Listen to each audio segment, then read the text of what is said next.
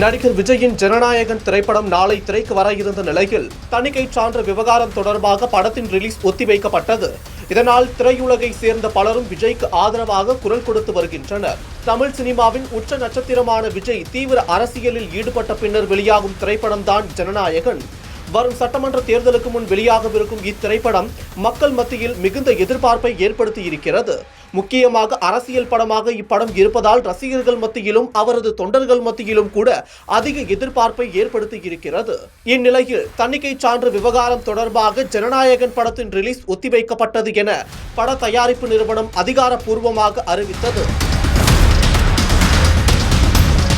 இதனால் திரையுலக முன்னணி நடிகர்கள் முதல் விஜயுடன் பணியாற்றிய இயக்குநர்கள், பின்னணி கலைஞர்கள் என பலரும் தங்கள் ஆதரவை விஜய்க்கு தெரிவித்து வருகின்றனர். நடிகர் ரவிமோகன் தனது பதிவில், மனம் உடைந்து விட்டேன் விஜய் அண்ணா, உங்கள் பக்கம் இருக்கும் கோடிக்கணக்கான தம்பிகளில் ஒருவனாக நானும் நிற்கிறேன். உங்களுக்கு தேதியெல்லாம் தேவையில்லை, நீங்கள்தான் ஓப்பனிங்கே. ரிலீஸ் எந்த தேதியாக இருந்தாலும் எங்களுக்கு பொங்கல் அப்போதுதான் தொடங்கும் என பதிவிட்டுள்ளார். இயக்குனர் வெங்கட் பிரபு, என்ன நடந்தாலும் சரி, இது இந்திய திரையுலகின் மிகப்பெரிய ஃபேர்வெல் நிகழ்வாக ஜனநாயகன் இருக்க போகிறது என்று தெரிவித்துள்ளார். அது மட்டும் இல்லாமல் ஜனநாயகன் ரிலீஸை தொடர்ந்து நடக்கும் சம்பவங்கள் மாபெரும் வெற்றிக்கு அடித்தளமாகின்றன.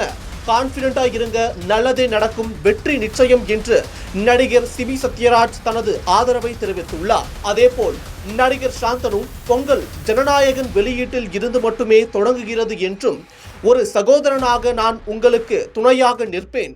ஜனநாயகன் வெளியீட்டை சுற்றி நடப்பவற்றை பார்க்கும்போது மனம் உடைகிறது என்று உருக்கமாக பதிவிட்டிருந்தார். இயக்குனரும் நடிகருமான அமீர் இது குறித்து, ஒரு படத்தை வெளியாக விடாமல் தடுத்துவிட்டால் அவர்கள் தன் வழிக்கு கொண்டு வரலாம் என்ற எண்ணம் எவ்வளவு கேவலமானது என்றும், தமிழ்நாட்டில் அதிகாரத்தை யார் கையில் கொடுக்க வேண்டும் என்று மக்கள்தான் முடிவு செய்வார்கள், அயோக்கிய அரசியல்வாதிகள் அல்ல என்று தனது வாட்ஸ்அப் பதிவில் பதிவிட்டிருக்கிறார். மேலும் பல்வேறு திரையுலகத்தினரும் அரசியல் தலைவர்களும் தங்களது கண்டனத்தையும் ஆதரவையும் தெரிவித்து வருகிறார்கள்.